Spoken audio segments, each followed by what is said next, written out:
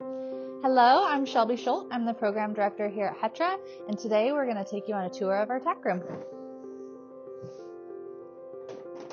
So you can see we have some sheepskins that we'll use for some participants that maybe need a little extra cushion. These are our two carriage driving horses harness. Over here we have different types of breast collars if we have a horse that needs a breast collar. We have a variety of different types of surcingles. We have, this is one of our favorite black bars. So shout out to Freedom Rider where you can get one of these. This actually attaches on an English saddle and you can put it on any English saddle. So you can use it for a variety of different horses without having to adapt a single saddle. As we move along the wall, you'll see that all of our saddles are labeled with numbers. So we start with the number 1 with our smallest saddle. So we have E1, 2, 3, all the way down here to E16. We use plastic key tags to label all of our saddles. So you can see on here, these are really sturdy. They don't rip off like the plastic ones do, and they aren't distracting for the horses or the riders for the most part. And it allows our volunteers to know really clearly where a saddle should go back to. Moving into our Western saddles, we use the same numbering system. So starting with W1, and you'll see that our Western saddles have the same type of key tag. And we'll attach those in different spots on the saddles, just depending on what's the most convenient. And then going all the way down into our W13 saddle, which has our largest seat for our participants. Over on this wall, you'll see that we have our bridles. All of our horses ride only in a snaffle bit or a couple in a side pull. We do have a bridle for each horse that uses the bridle in programming so that our instructors and therapists aren't having to adjust the sizes of the bridles or having to guess like, ooh, is this one Honey's or is this one Frank's? I'm not entirely sure. So you'll see that each of our bridles is labeled on the wall, and then each of the bridles also has these are cord organizers. You can get them on Amazon for like $5. And they just Velcro on. We write the horse's name on them, and they stay on really well without flopping around on the horse's head while they're working.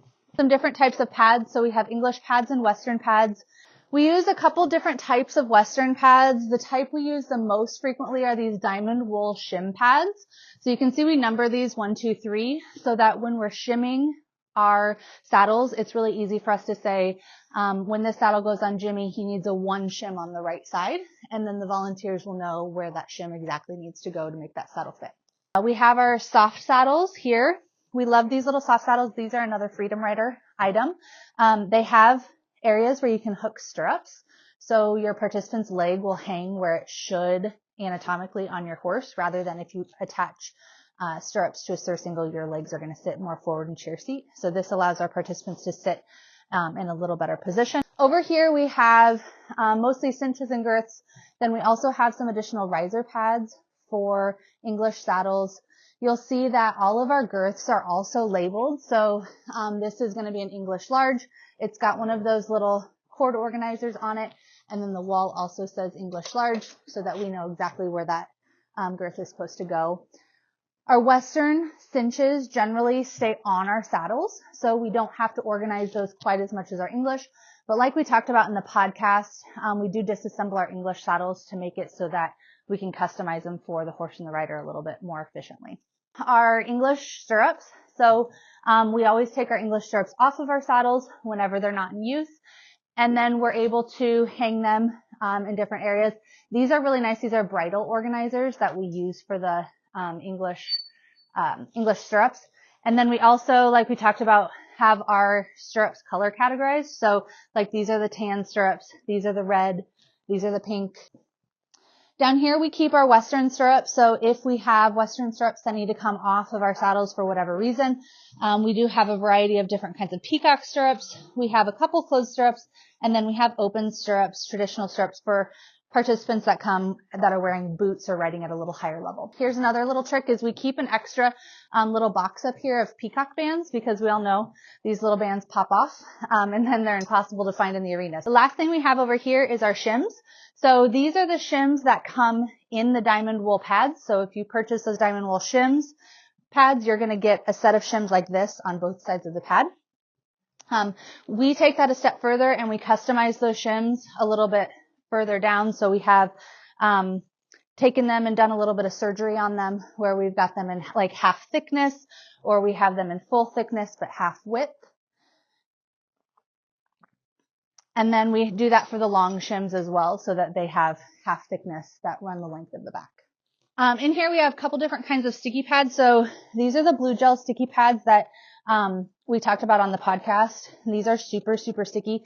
They do get dirty, so you have to wash them. We just put them in the sink with some warm water and literally just kind of run it around like this.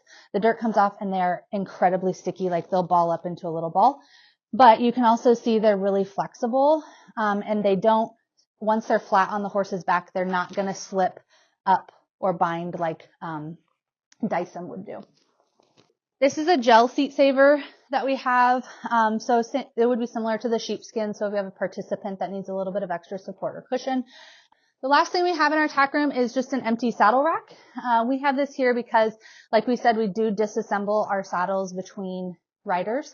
So it's really nice for our volunteers to be able to grab a saddle off the wall, sit it here, grab the stirrups and the girth they need, put everything together, and then take it out to the horse.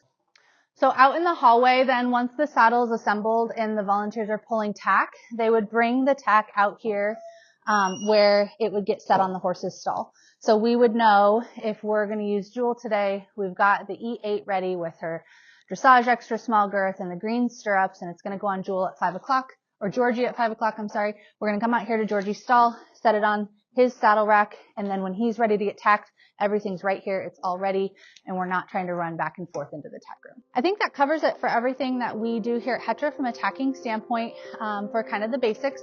Make sure you listen to the podcast episode. Katie and I talk a lot about some of the different things that we do and go into a little bit more detail than we did right now. Thanks for watching.